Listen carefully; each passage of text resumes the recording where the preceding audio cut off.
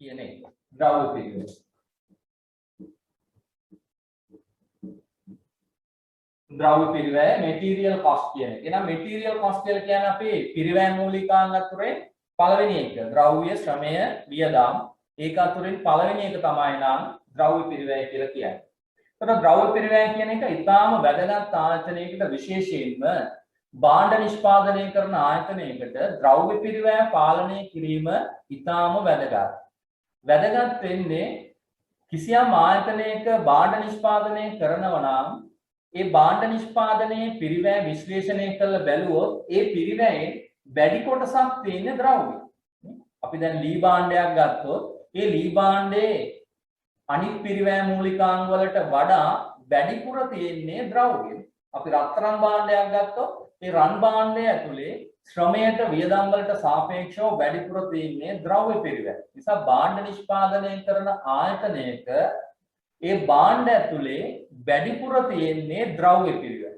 ඉතින් මේ කළමනාකරණයේදී වැඩිපුර තියෙන දෙයක් හොඳින් කළමනාකරණය කිරීමෙන් තමයි ආයතනයට හොඳ ඵලදායකත්වයක් ගන්න පුළුවන්. මේක කළමනාකරණය කියනවා අපේ 80 න්‍යාය කියලා. පැරටෝ නියමය කියලා නියමයක් ආවලා ඇති.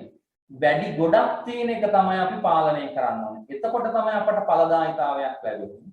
ආයතනයක මේ සුළු සුළු වියදම් ගැන පාලනය කරනවට වැඩිය විශාල වශයෙන් ලොකු ප්‍රමාණයක් දරන පිරිවැයක් පාලනය කිරීම තමයි ඉතාම වැදගත් අපට ඵලදායකත්වයක් ලැබෙන නිසා භාණ්ඩ නිෂ්පාදනය කරන ආයතනයක ද්‍රව්‍ය පිරිවැය පාලනය ඉතාම වැදගත්. නමුත් ශ්‍රමය ගත්තොත් නැත්නම් සේවාවක් ගත්තොත් සේවාවක් නිෂ්පාදනය කරන ආයතනයක වැඩිපුර තියෙන්නේ ශ්‍රමය. සේවාවක් නිෂ්පාදනය කරන ආයතනයක අපි අපේ ගෙදර තියෙන රූපවාහිනිය කැඩිලා අපි අරන් යනවා හදන්න.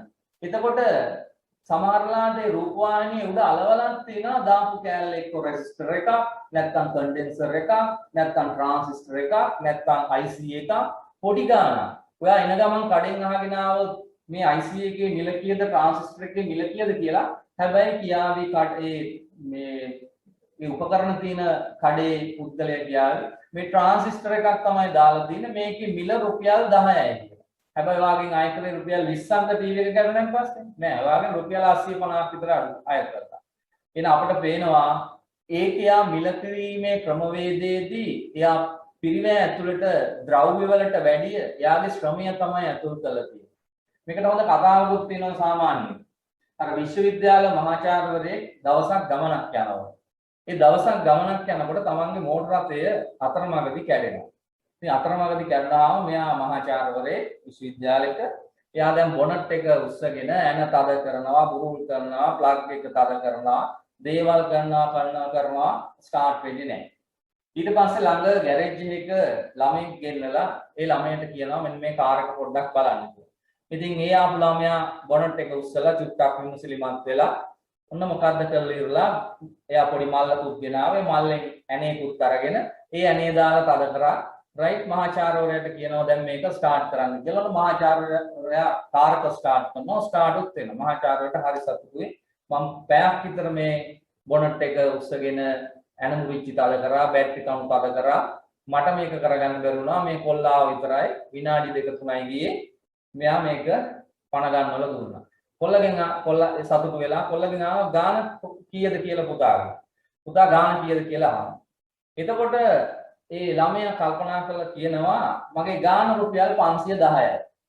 මහාචාර්යවරයා ටිකක් S2 උඩ ගිහිල්ලා 510ක්. මම ඇවිල්ලා විනාඩි 2යි. ඇණයක් දැම්ම පොඩි යකඩ ඇණයක් දාලා තද කරා. මහාචාර්යවරයාත් නිකන් හිටියේ නෑ. මහාචාර්යවරයා අහනවා කොල්ලගෙන් ඔයා කොහොමද රුපියල් 510යි කියලා ගාන කිව්වේ? කොල්ල කියනවා දාපු ඇණේට රුපියල් 10යි. දාන්න ඕන මොන ඇණේද කියලා තීරණය කරාට රුපියල් 500යි කියලා.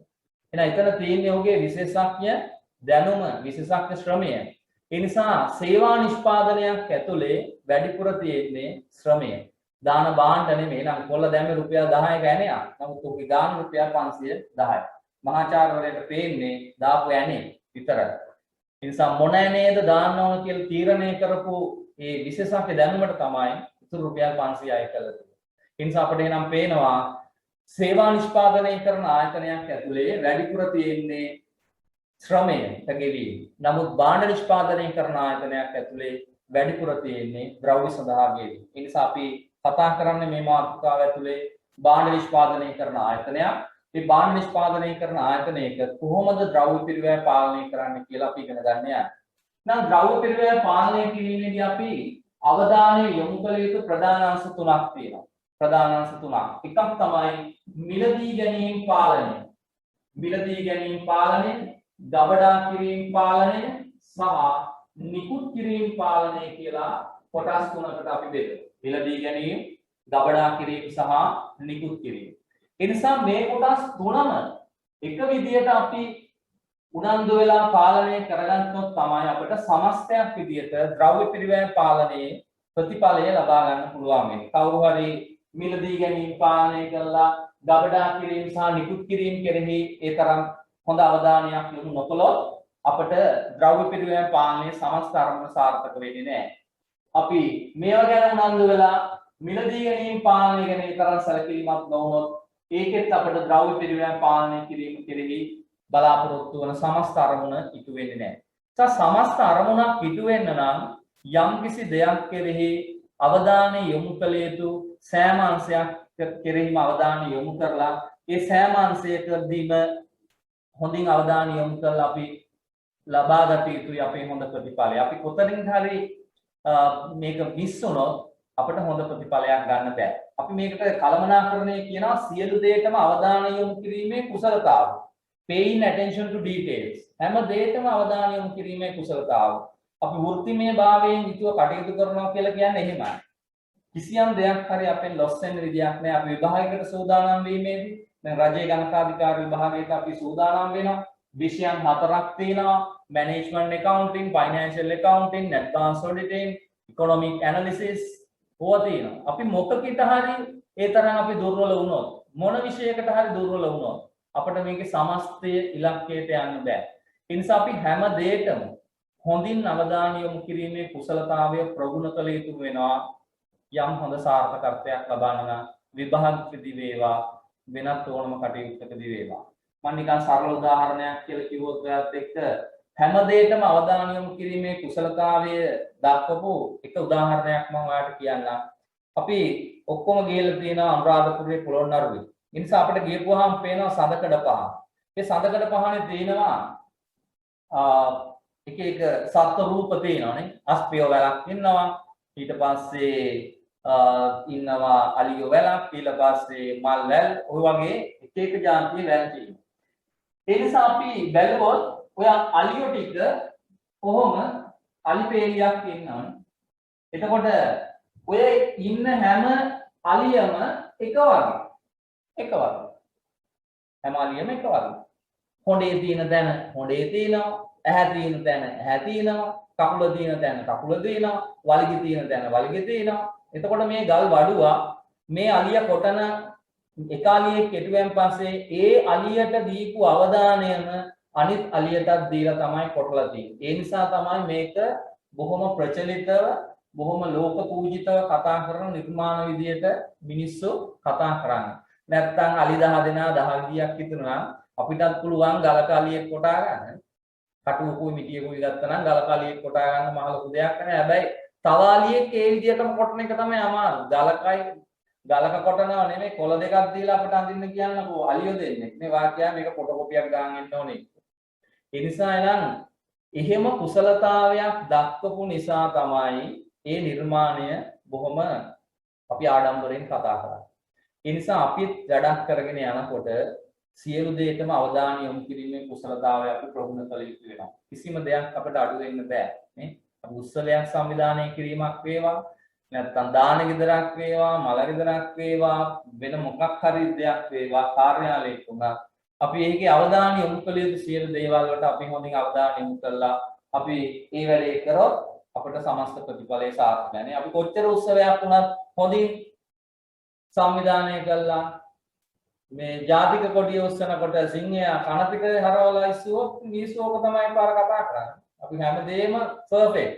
නමුත් උස්සපු ජාතික කොඩියේ සිංහයා අනිත් පැත්තට තමයි ඉන්නේ ඔළුවෙන් ඉඳගත්තා නම් එතකොට ඒක වැඩක් නැහැ. එතකොට paying attention to detail කියන දේ අපි මග ඇරිලා තියෙනවා. ඒ නිසා නම් කළමනාකරණ ගණකාධිකරණයේ ද්‍රව්‍ය පිරිවැය කෙරෙහි සාර්ථක ප්‍රතිඵල ලබන්න නම් අපි අනිවාර්යයෙන්ම ද්‍රව්‍ය පිරිවැය කෙරෙහි අවධානය යොමු කළ යුතු ප්‍රධාන අංශ තුන කෙරෙහිම අපි අවධානය යොමු කළ යුතු වෙනවා. ඒ නිසා අපි පිළිවෙලින් මේ කොටස් සාකච්ඡා කරනවා. අපිට විභාගෙදී මේ කොටස් තුනෙන්ම ලකුණු හම්බ වෙනවා. මේ කොටස් තුනෙන්ම විභාගයට ප්‍රශ්න හම්බ වෙනවා. ඒ නිසා අපි මේ කොටස් තුන පිළිවෙලින් සාකච්ඡා කරනවා. ඒ නිසා මම මුලින් කතා කරන්න ගන්නවා මිලදී ගැනීම පාලනය. මිලදී ගැනීම පාලනය. මිලදී ගැනීම පාලනය මම මුලින් කතා කරන්න ගන්නවා. එතකොට මිලදී ගැනීම පාලනයේදී අපි කොටස් දෙකකට මේක වර්ග කර ගන්නවා. මිලදී ගැනීම පාලනය. එකක් තමයි අපිට ආයතනයේට හොඳ මිලදී ගැනීමේ පාලනයක් තියෙන නම් මිලදී ගැනීම හා බැඳුණු හොඳ අභ්‍යන්තර පාලන පද්ධතියක් තියෙනවා. ඉන්ටර්නල් කන්ට්‍රෝල් සිස්ටම් එකක් තියෙනවා. එහෙනම් රජයට අවශ්‍ය අපි දැන් රජයේ ගණකාධිකාරිවරුන් විදියට ඔබත් එක්ක මේ දැනුම බෙදා ගන්නවා. එතකොට රජයේ අවශ්‍ය භාණ්ඩ නැත්නම් සේවාවන් මිලදී ගැනීමේදී රජයේ හඳුන්වා දීම නැත්නම් රජයට හඳුන්වා දීපු ප්‍රොසීජර් එකක් තියෙනවා. ඒක තමයි ප්‍රසම්පාදන මාර්ගෝපදේශ සංග්‍රහය 2006 වර්ෂයේදී හඳුන්වා දුන්නා. එතකොට රජයට අවශ්‍ය භාණ්ඩ වෙන්න පුළුවන්, වැඩ වෙන්න පුළුවන්, සේවා වෙන්න පුළුවන්. ඒ ඕනෑම එකක් අත්පත් කර ගැනීමේදී අපි අනුගමනය කළ යුතු වෙනවා 2006 ප්‍රසම්පාදන මාර්ගෝපදේශ සංග්‍රහය. ඒක තමයි රජයේ පැත්තෙන් තියෙන මිලදී ගැනීමේ පටිපාටිය වෙන්නේ. ඉතින් පෞද්ගලික අංශය ආයතනයක් වේවා වුන්ටත් තියෙනවා මිලදී ගැනීමේ පටිපාටි. ඒ නිසා අපිට එනම් මිලදී ගැනීම පාලනයේදී මේ පටිපාටි අනුගමනය කරන්න. මේ පටිපාටි හදලා තියෙන්නේ වංචා, වැරදි, අක්‍රමිකතා ඇති නොවන්න තමයි මේ පටිපාටි හදලා තියෙන්නේ. ඒ නිසා අපි ඒකීය ක්‍රමයකට මේ වැඩ කටයුතු කරන්න තමයි පටිපාටි හදලා තියෙන්නේ.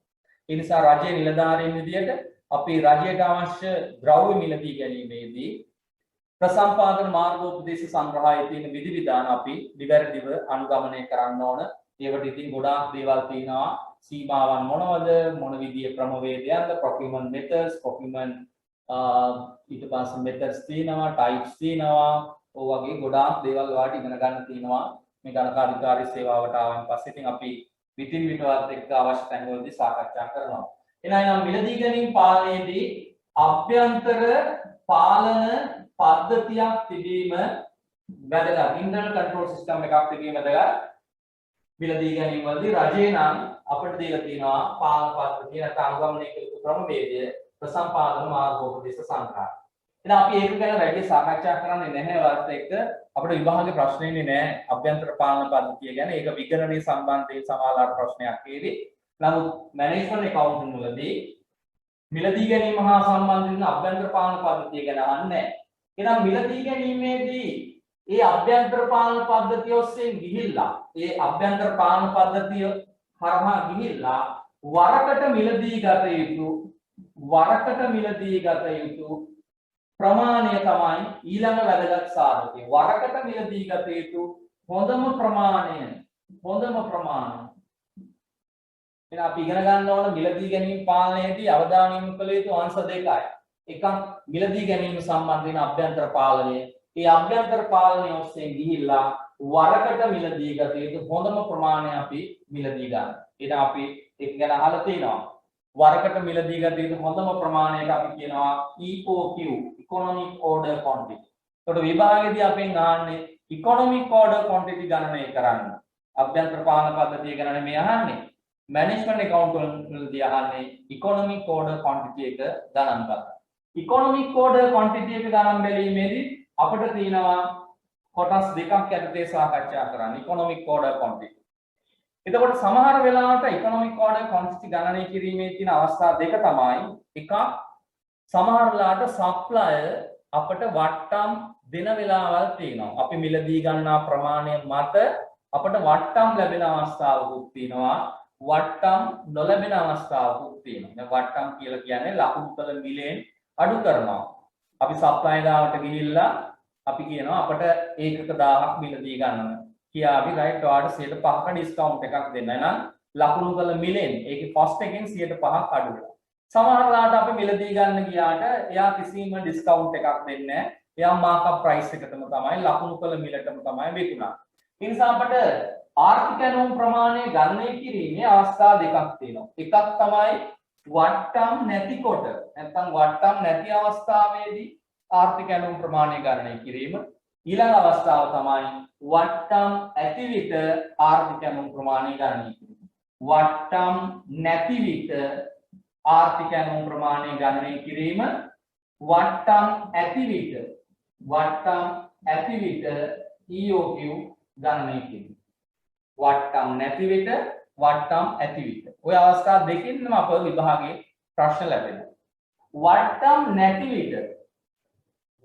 නැති විට ආර්ථික ඇණවුම් ප්‍රමාණය ගණනය කිරීම සඳහා අපට සරල සූත්‍රයක් තියෙනවා.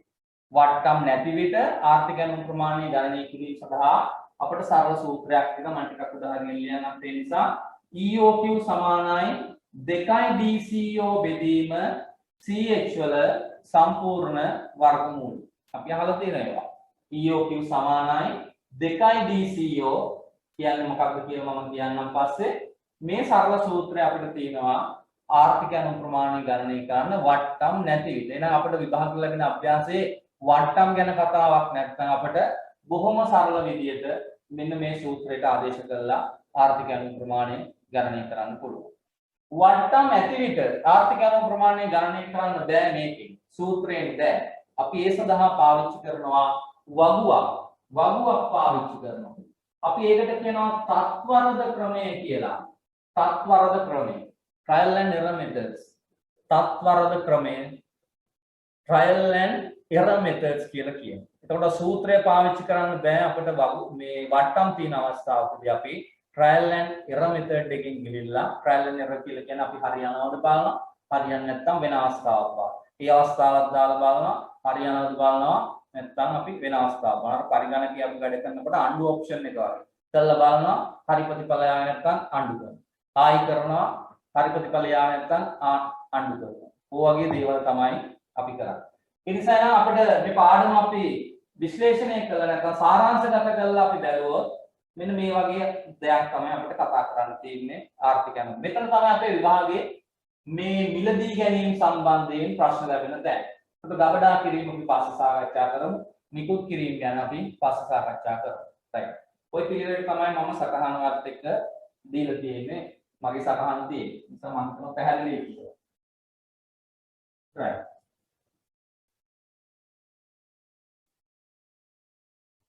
එහෙනම් අපි ඊට පස්සේ එනවා මුලින්ම ආර්ථික ඇණවුම් ප්‍රමාණය ගණනය කිරීම. ආර්ථික ඇණවුම් ප්‍රමාණය ගණනය කිරීම.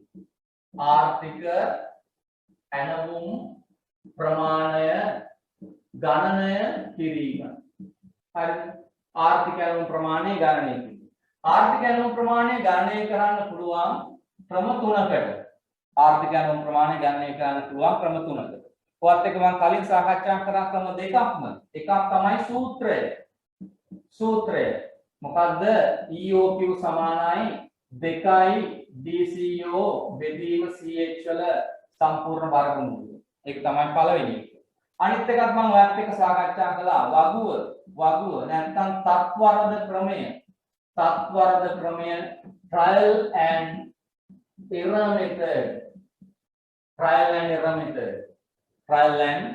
method.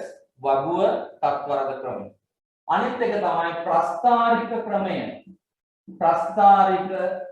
ක්‍රමය. අපි graphical method එකක් කියනවා. ඔක තමයි ආර්ථික ඇණවුම් ප්‍රමාණය ගණනය කළ හැකි ප්‍රධාන ක්‍රම තුන වේ. හරිද? එහෙනම් මේ ටිකත් අපි මතක තියාගන්න ඕනේ. right.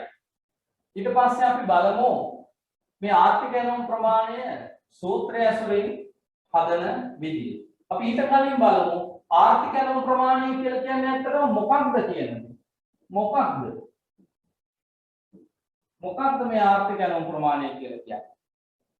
ආර්ථික ඇණවුම් ප්‍රමාණය කියලා කියන්නේ මොකක්ද කියන දේ අපි පොඩ්ඩක් අර්ථ දක්ව ගමු. එහෙනම් ආර්ථික ඇණවුම් ප්‍රමාණය කියලා කියන්නේ මට දෙවිදියකට අර්ථ දක්වන්න පුළුවන්. හරි වැදගත් විභාගෙදී. මේ දෙවිදියටම මතක තියාගන්න.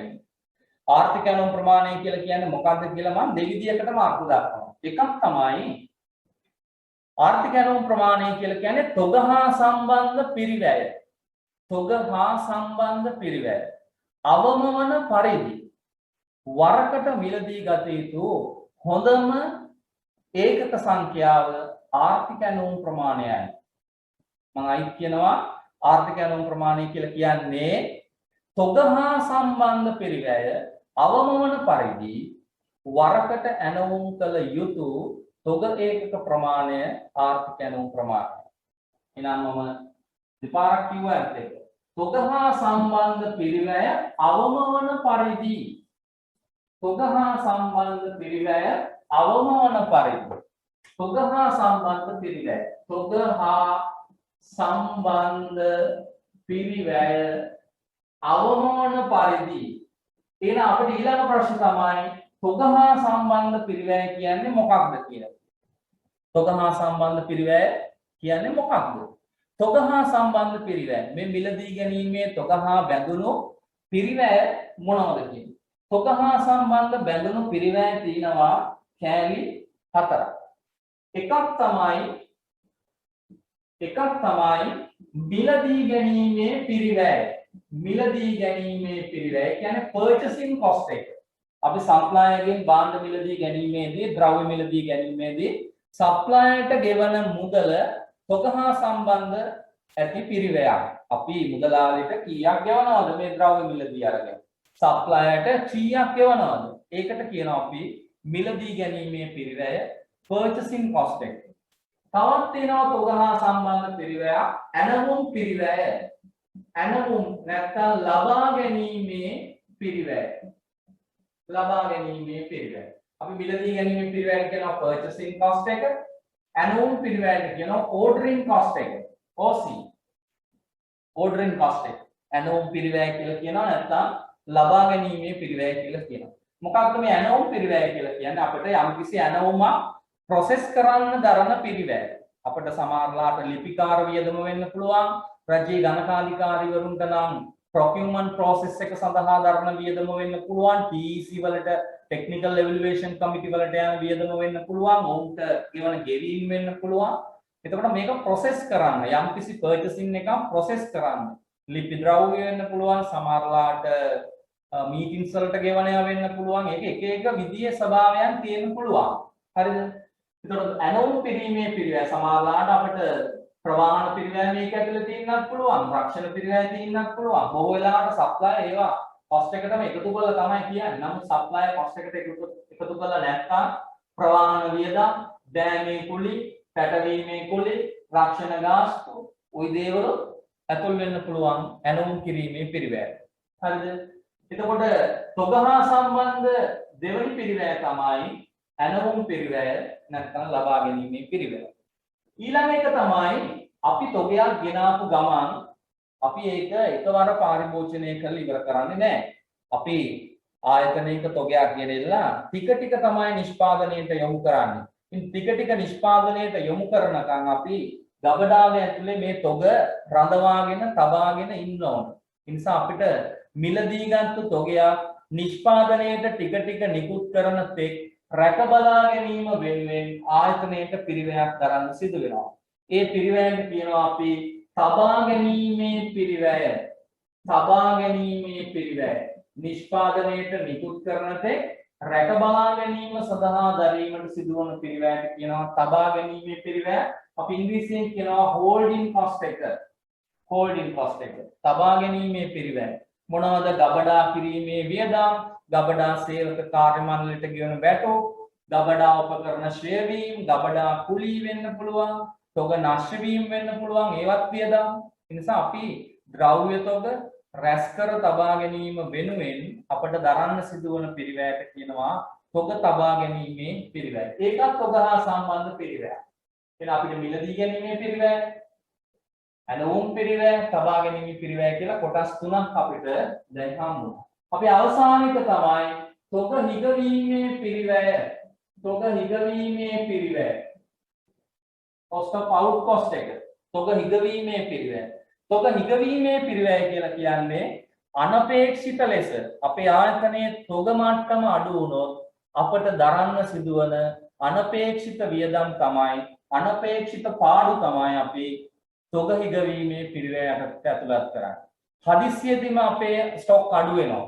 ස්ටොක් අඩු වෙනවා. අපි බලාපොරොත්තු වෙච්ච පොරොත්තු කාලය තුල අපේ ලීඩ් ටයිම් එක ඇතුලේ ස්ටෝර්ස් එකට භාණ්ඩ ආවේ නැහැ, ද්‍රව්‍ය ආවේ නැහැ. සහ නිෂ්පාදනය කොහොම හරි දුවන්න හදිස්සියේ අපි ළඟපාතින් ද්‍රව්‍ය මිලදී ගන්නවා. හදිස්සියේ ළඟපාතින් ද්‍රව්‍ය මිලදී ගන්න ගියන් පස්සේ වැඩි මිලට තමයි අපිට ගන්න වෙන්නේ. එහෙනම් අතිරේකව දරන්න සිදුවන පිරිවැය අපිට තොග නැතිවීම හේතුවෙන් ඇතිවෙච්ච අතිරේක පිරිවැයක් විදියට අපිට සලකන්න පුළුවන්. හරිද? අපිට හදිස්සියට මිලදී ගන්න ගියපුවාම වැඩිපුර ගෙවන්න වෙනවා. වැඩි මිලට ගන්න වෙනවා. අන්න ඒවා අපිට තොග හිග වෙච්ච නිසා අමතරව දරන්න සිදු වෙච්ච පිරිවැය. ඒ වගේ විතරක් නෙමෙයි. අපිට තොග හිග වුණොත් අපේ නිෂ්පාදන කටයුතු බිඳ වැටෙනවා, එන හිටිනවා. අපේ එන හිටිය කියලා අපේ සේවකයන්ට පඩි ගෙවන්න ඕන. අපේ කුලී වියදම් තියෙනවා, අපේ ස්ථාවර වියදම් එලෙසම තියෙනවා. නමුත් නිෂ්පාදනය නතර වෙලා අමුද්‍රව්‍ය නැති නිසා. ඒ නිසා ඒ වගේ වියදම් තියෙනවා. පාරිභෝගිකයන්ට අඛණ්ඩව සේවා සපය ගන්න බැරි වුණොත් අපේ ආයතනය කෙරෙහි තියෙන කීර්තිනාමය බිඳ වැටෙනවා.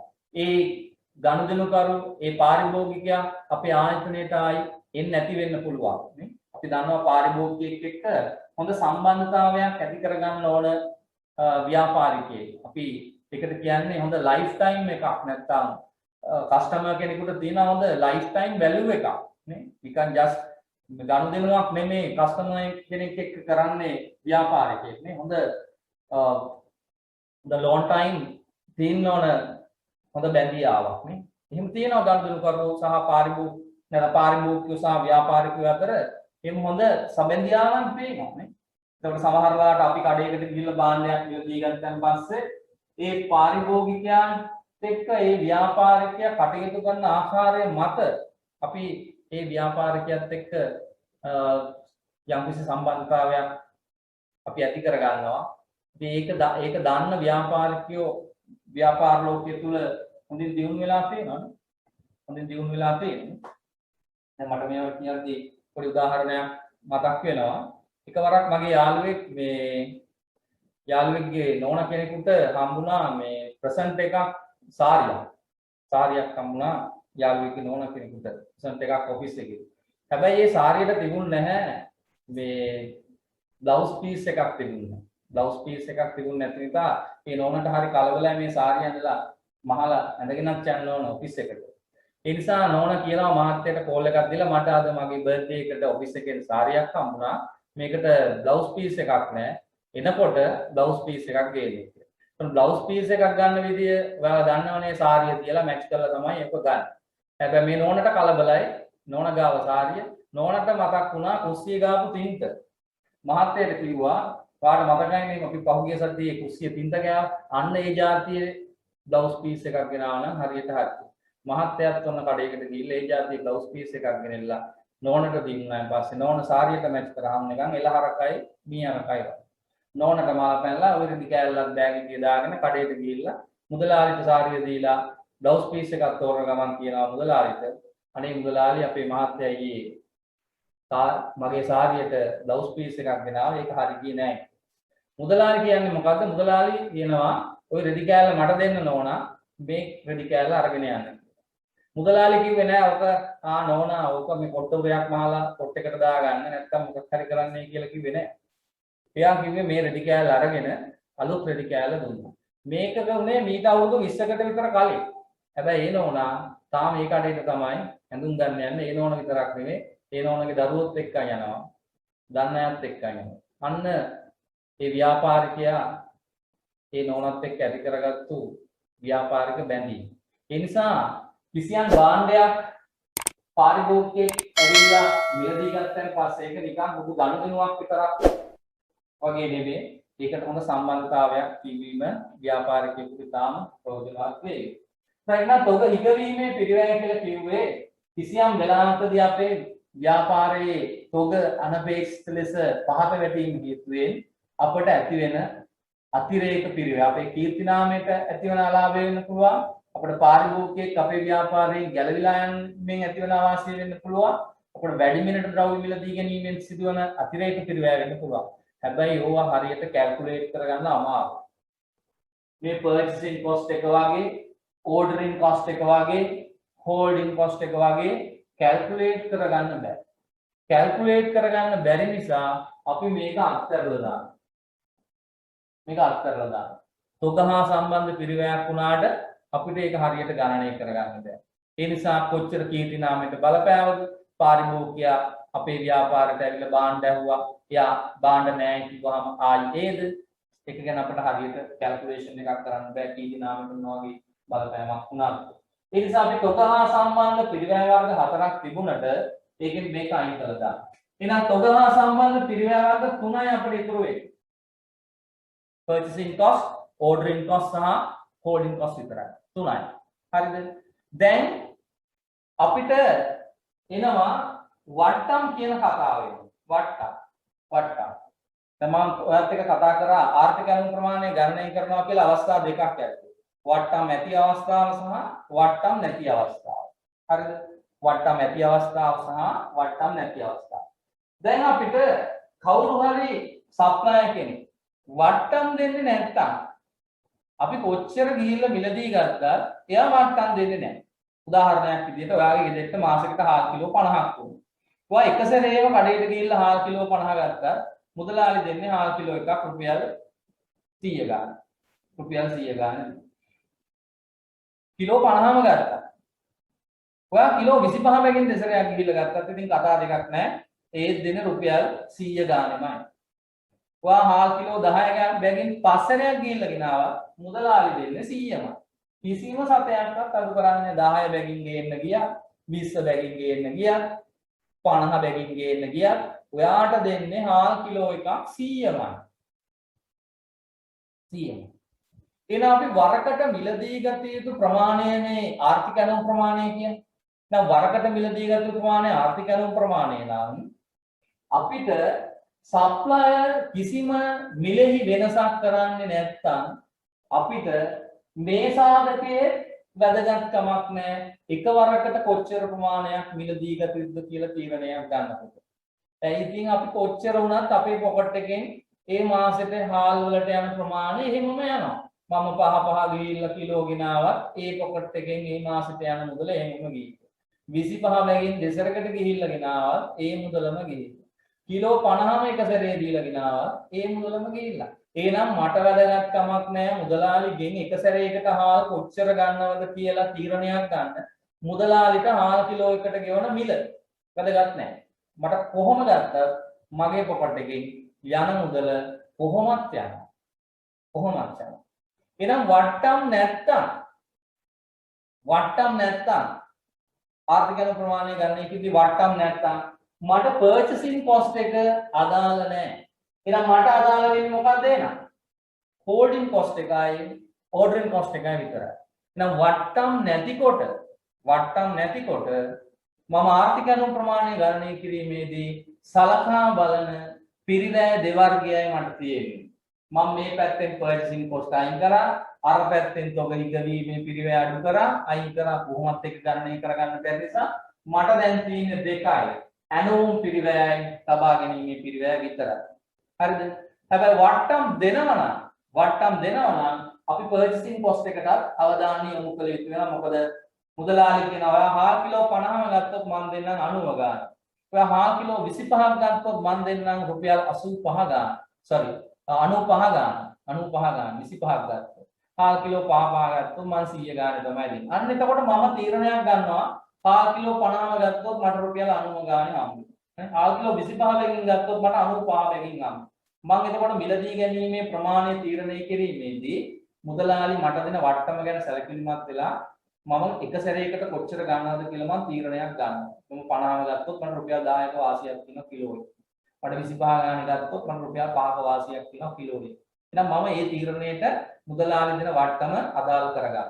ඒ කියන්නේ purchasing cost එක ගැන මම අවධානය යොමු කරනවා එතෙන්. හරිද? නැත්නම් purchasing cost එක දිහා නෙමෙයි මුදලාලි දෙන වට්ටම දිහා මම අවධානය යොමු කරනවා. හරිද? එහෙනම් වට්ටම් ලැබෙන අවස්ථාවේදී මම ආර්ථික අනුව ප්‍රමාණය ගණනය කරනකොට මේ දෙකට අමතරව වට්ටම ගැන මම බලනවා. හැබැයි වට්ටම් දෙන්නේ නැත්නම් මම ආර්ථික අනුව ප්‍රමාණය ගණනය කිරීමේදී මම සලකා බලන්නේ මේ දෙක විතරයි. හරිද? එහෙනම් තොග හා සම්බන්ධ පිරිවැය කියලා කිව්වොත් වට්ටම් නැති අවස්ථාවකදී මෙන්න පිරිවැය දෙක. මොකද්ද? වට්ටම් නැති අවස්ථාවකදී නැති විට තොග හා සම්බන්ධ පිරිවැය කියලා කිව්වොත් අපි කියන්නේ ordering cost එකයි නැත්නම් මෙතන මම total cost එක කියලා කියනවා ordering cost plus holding cost. වට්ටම් නැති විට තොග හා සම්බන්ධ පිරිවැය. වට්ටම් ඇති විට බැලුවොත් වට්ටම් ඇති විට තොග හා සම්බන්ධ පිරිවැය කියලා කියන්නේ ඒ කියන්නේ total cost කියලා කියන්නේ ordering cost එකයි holding cost එකයි අඩු කරනවා මම සිංහලෙන් ලියනවා වට්ටම් කියලා. වට්ටම්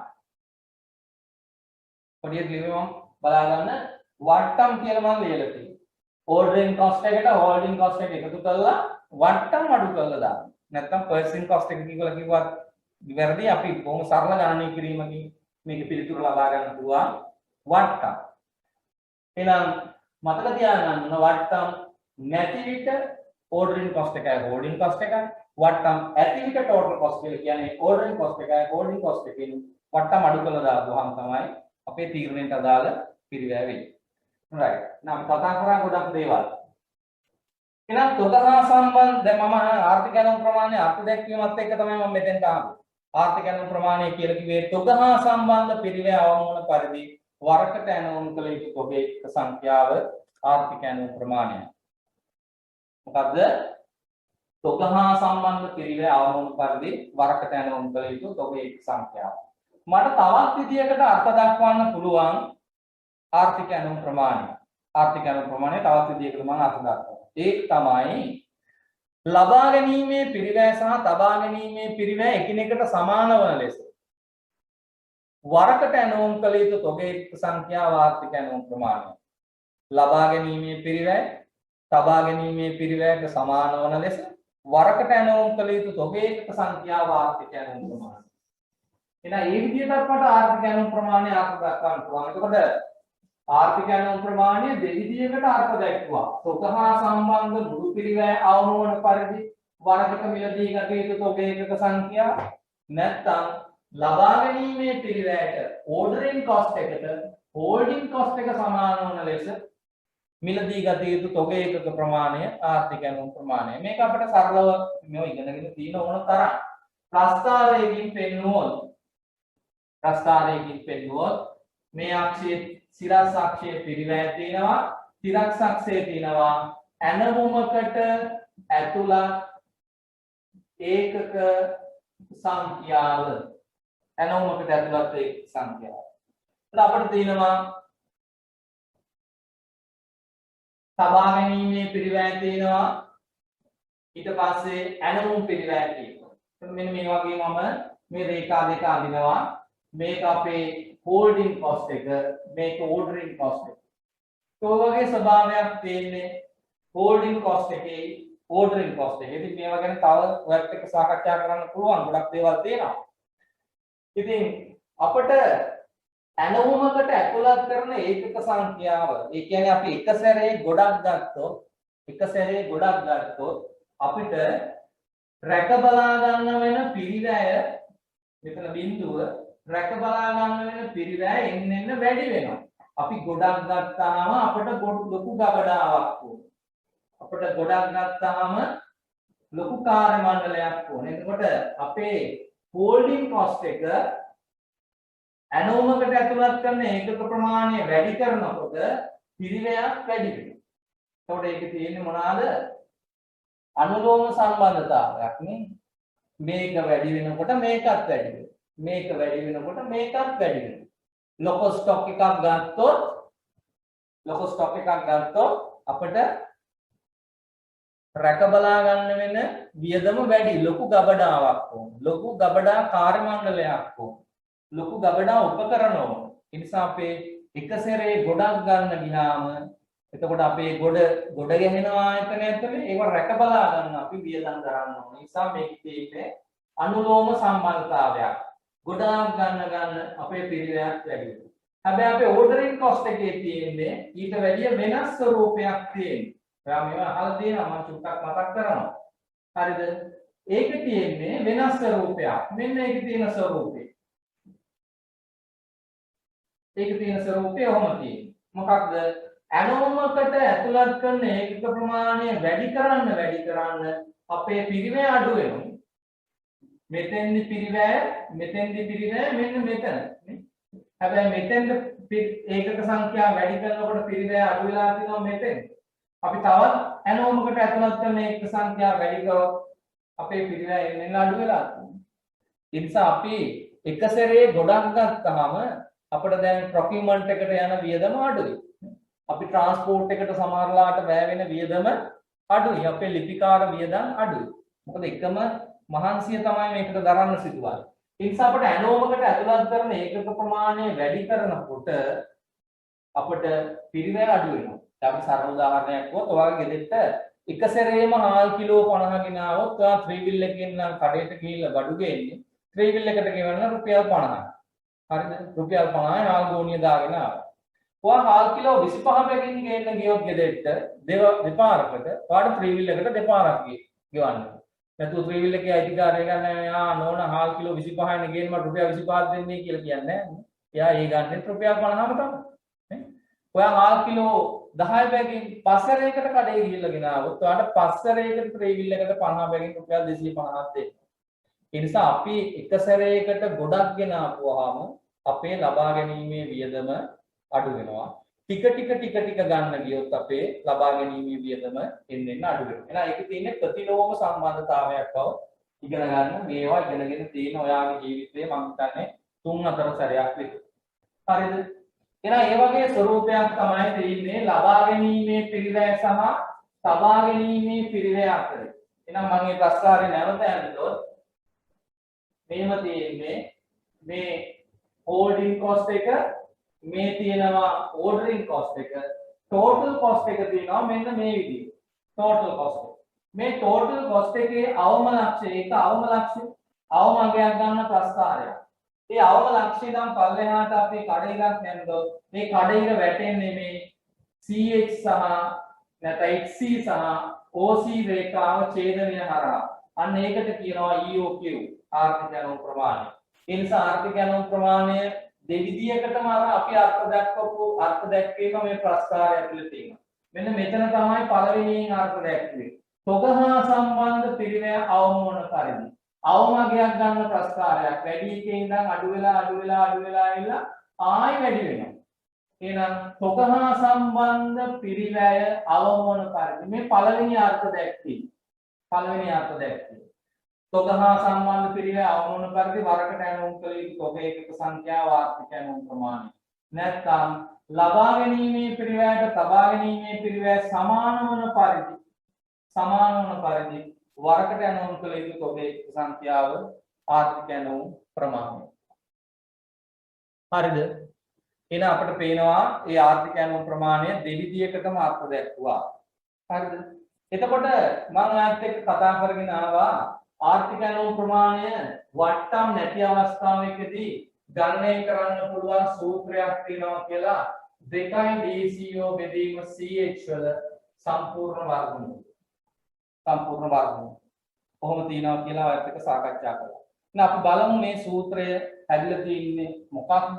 මොකක්ද මේ දෙක කියන්නේ? මොකක්ද මේ D කියන්නේ? මොකක්ද මේ CO කියන්නේ? මොකක්ද මේ CH කියලා කියන්නේ? ඒ අනාදී විදිහ. right. මම දන්නේ අපි ගොඩක් සාකච්ඡා කරාවත් එක්ක එහෙනම් අපි අභ්‍යාස වලට එන්න කලින් මේ ආර්ථික ඇනෝම් ප්‍රමාණය පිළිබඳ සූත්‍රය හැදිච්ච විදිය අපි වත් එක්ක පොඩ්ඩක් සාකච්ඡා කරමු. ඒක ගැන පොඩි පැහැදිලි කිරීමක් කරන්න. right.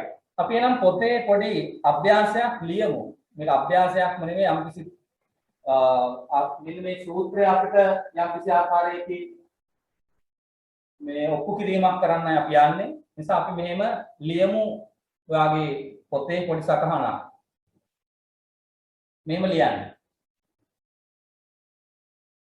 කිසියම් ව්‍යාපාරයකට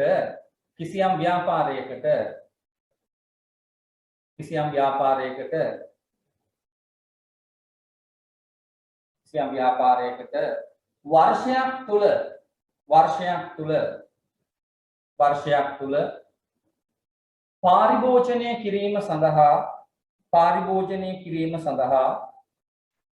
පාරිභෝජනය කිරීම සඳහා අවශ්‍ය වන ද්‍රව්‍ය ප්‍රමාණය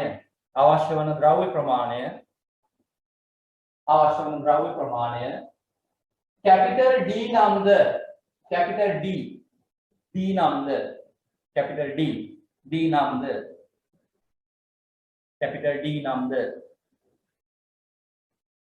එක්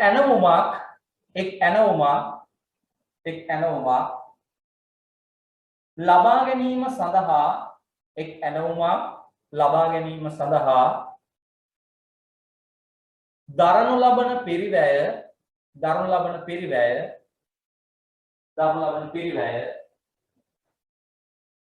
C capital O simple CO නම්ද C capital O simple CO නම්ද එක් තොග ඒකකයක්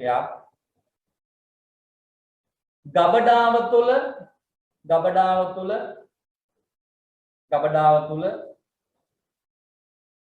රැකබලා ගැනීම වෙනුවෙන් රැකබලා ගැනීම සඳහා දරන පිරිවැය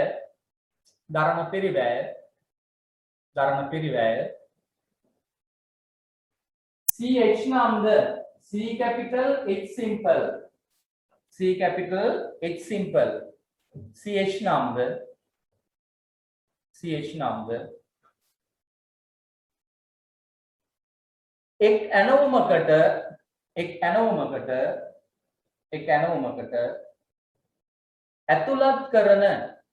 එක් ඇනවුමකට ඇතුළත් කරන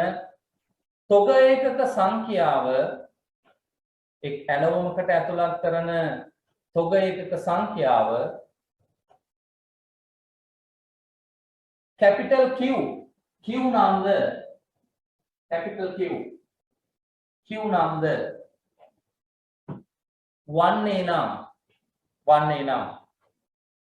වන්නේ නම් ආර්ථික ඇනවුම් ප්‍රමාණය සඳහා සූත්‍රයක් ගොඩනගන්න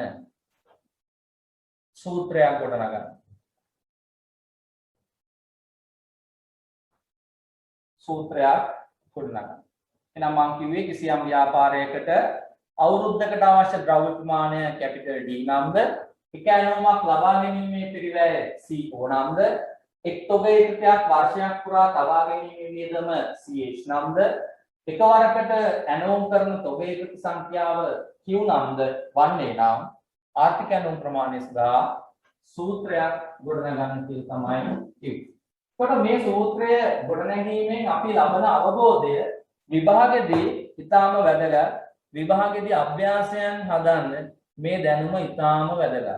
මේ දැනුම ඊටාම වැදගත්. හොඳින් මේක අවබෝධ කරගන්න ඕන.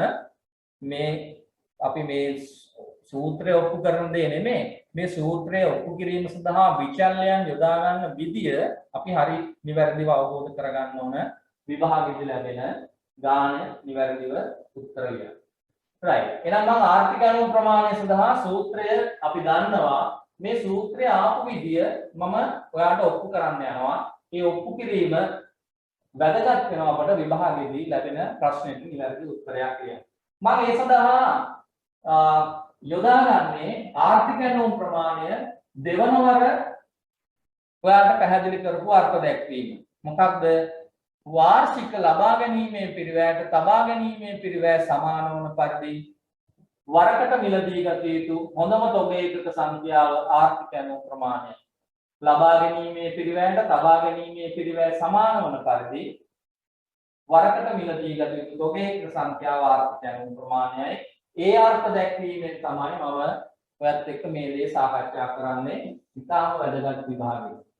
ඉතාම වැදගත්.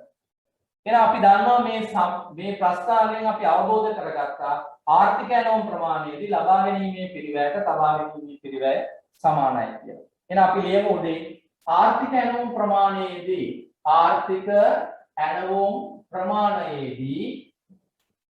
ඇනවුම් ප්‍රමාණයේදී ලබා ගැනීමේ පිරිවැයට තබා ගැනීමේ පිරිවැය සමාන වේ. ලබා ගැනීමේ නැත්නම් ඇලුම් පිරිවැයට තබා ගැනීමේ පිරිවැය සමාන වේ. අපි ඒක දැක්ක ප්‍රස්තාරය.